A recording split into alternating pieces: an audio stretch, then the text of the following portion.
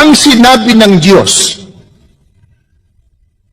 Huwag kayong magkakaroon ng ibang Diyos maliban sa akin.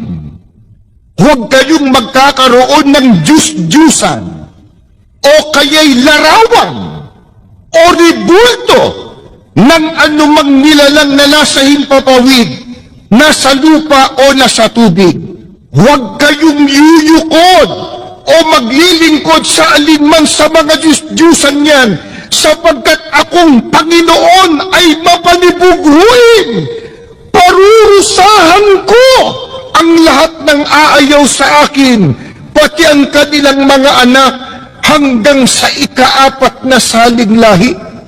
Napakabigat po palang kasalanan sa harap ng Diyos. Yung pagsamba sa mga larawan, imahin o ribulto. Bakit? Ang Diyos mismo nagbawal. Ano sabi niya sa tao? Huwag kayong magkakaroon ng ibang Diyos maliban sa akin.